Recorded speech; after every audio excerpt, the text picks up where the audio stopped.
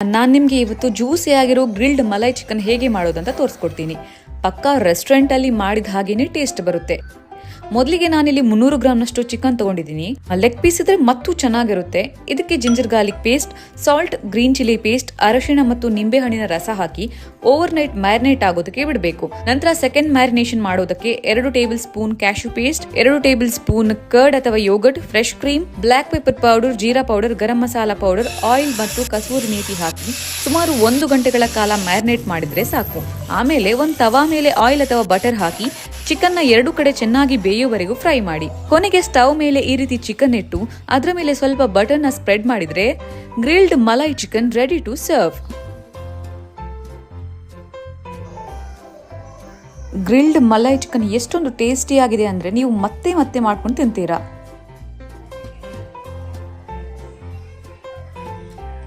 Last time ಮುರು masala ಮಾಡಿದಾಗ ತುಂಬ ಜನ ಕಾಮೆಂಟ್ ಹಾಕಿದ್ರು, ಏನಕ್ಕೆ ಮುರು ಸ್ಕಿನ್ ರಿಮೂವ್ ಮಾಡಿಲ್ಲ ಅಂತ.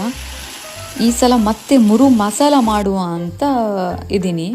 ಯೂಶ್ವಲಿ ನಾವು ಮಾರ್ಕೆಟಿಂದ ಮೀನೆಲ್ಲ ತೊಗೊಂಡ್ರೆ ಅವರೇ ಕ್ಲೀನೆಲ್ಲ ಮಾಡಿಕೊಡ್ತಾರೆ. ಮನೆ ಹತ್ರ ಮಾರ್ಕೊಂಡು ಬರ್ತಾರಲ್ಲ ಆವಾಗ ಅಷ್ಟೇ ನಮಗೆ ಕ್ಲೀನೆಲ್ಲ ಮಾಡಲಿಕ್ಕೆ ಸ್ವಲ್ಪ ಕಿರಿಕಿರಿ, ಅದರ ಸ್ಕಿನ್ನೆಲ್ಲ ತೆಗೀಲಿಕ್ಕೆ ಕಷ್ಟ ಆಗ್ತದೆ. ಇವತ್ತು ಎಷ್ಟು ಕಷ್ಟ ಆದರೂ ಪರವಾಗಿಲ್ಲ ಅಂತ ನಾನೇ ಇದರ ಸ್ಕಿನ್ ರಿಮೂವ್ ಮಾಡ್ತಿದ್ದೀನಿ. ಸ್ಕಿನ್ ರಿಮೂವ್ ಮಾಡುವ ಬರದಲ್ಲಿ ಮಾಂಸ ಕೂಡ ಕಿತ್ಕೊಂಡು ಬಂದಿದೆ. ಫೈನ್, ಮೀನು ಹೇಗಿದ್ರು ಪರವಾಗಿಲ್ಲ. ಈಗ ಕುಕ್ ಮಾಡುವ. ಫಸ್ಟ್ ಇದಕ್ಕೆ ಇವಾಗ ಮಸಾಲ ರೆಡಿ ಮಾಡ್ಕೋಬೇಕು. ಈ ಮಸಾಲ ಎಲ್ಲ ರೆಡಿ ಮಾಡಿದ್ಮೇಲೆ ನಾನು ಚೆನ್ನಾಗಿ ಪೇಸ್ಟ್ ಮಾಡಿ ಈ ಮಸಾಲ ಪೇಸ್ಟನ್ನು ಮೀನು ಜೊತೆ ಮ್ಯಾರಿನೇಟ್ ಮಾಡಲಿಕ್ಕೆ ಬಿಡಬೇಕು. ಸುಮಾರು 1 ಗಂಟೆಗಳ ಕಾಲ ಮ್ಯಾರಿನೇಟ್ ಮಾಡಿದರೆ ಅದಕ್ಕೆ ಉಪ್ಪು, ಹುಳಿ, ಖಾರ ಎಲ್ಲ ಚೆನ್ನಾಗಿ ಹಿಡಿಯುತ್ತೆ.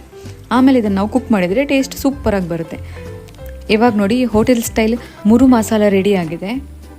ಕೊನೆಗೆ ಇದರ ಮೇಲೆ ಕೊರಿಯಂಡರ್ ಲೀವ್ಸ್ ಹಾಕಿ ಗಾರ್ನಿಷ್ ಮಾಡಿದರೆ ಆಯಿತು. ಡೀಟೇಲ್ಡ್ ರೆಸಿಪಿ ಬೇಕಂದರೆ ನಾನು 3 ಡೇಸ್ ಹಿಂದೆಯಷ್ಟೇ ಬಂಗುಡೆ ಮಸಾಲ ಅಂತ ವಿಡಿಯೋವನ್ನು ಪೋಸ್ಟ್ ಮಾಡಿದ್ದೀನಿ, ಅದನ್ನು ಇವತ್ತು ನಾನು ಸೂಪರ್ ಟೇಸ್ಟಿಯಾಗಿ ಚಿಕನ್ ಪೆಪ್ಪರ್ ಡ್ರೈ ಮಾಡಿದ್ದೆ. ಟೇಸ್ಟ್ ಅಂತೂ ನೆಕ್ಸ್ಟ್ ಲೆವೆಲ್ ಇತ್ತು.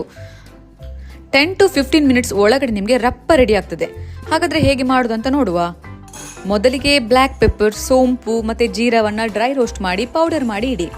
ಆಮೇಲೆ ಒಂದು ಪ್ಯಾನ್ ತಗೊಂಡು ಅದಕ್ಕೆ ಎಣ್ಣೆ ಹಾಕಿ ಜಿಂಜರ್, ಗಾರ್ಲಿಕ್, ಗ್ರೀನ್ ಚಿಲ್ಲಿ, ಚಕ್ಕೆ, ಲವಂಗ ಹಾಕಿ ಅದನ್ನು ಚೆನ್ನಾಗಿ ಹುರಿಬೇಕು. ಆಮೇಲೆ ಈರುಳ್ಳಿ ಹಾಕಿ ಚಂದ ರೋಸ್ಟ್ ಮಾಡಬೇಕು. ನಂತರ ನಾವು ಆಗಲೇ ಪೌಡರ್ ಮಾಡಿಟ್ಟಿದ್ವಲ್ಲ ಆ ಮಸಾಲ ಪೌಡರ್ನ ಹಾಕಿ ಅದರ ಮೇಲೆ ಕರಿ ಲೀವ್ಸ್ ಕೂಡ ಹಾಕಬೇಕು. ಆಮೇಲೆ ಅದಕ್ಕೆ ಚಿಕನ್ ಸೇರಿಸಿ ಸಾಲ್ಟ್ ಮತ್ತು ಟರ್ಮರಿಕ್ ಹಾಕಿ ಮುಚ್ಚಳ ಕ್ಲೋಸ್ ಮಾಡಿ ಲೋ ಫ್ಲೇಮಲ್ಲಿ ಬೇಯಲಿಕ್ಕೆ ಬಿಡಬೇಕು. ಇದು ಎಣ್ಣೆಯಲ್ಲಿ ಚಂದ ಕುಕ್ ಆಗಬೇಕು. ನೀರೆಲ್ಲ ಹಾಕಲಿಕ್ಕೆ ಹೋಗಬೇಡಿ. 15 ಮಿನಿಟ್ಸ್ ಈ ಥರ ಸ್ಲೋ ಆಗಿ ಕುಕ್ ಆದರೆ ನಿಮ್ಮ ಚಿಕನ್ ಪೆಪ್ಪರ್ ಡ್ರೈ ರೆಡಿ ಆಗ್ತದೆ.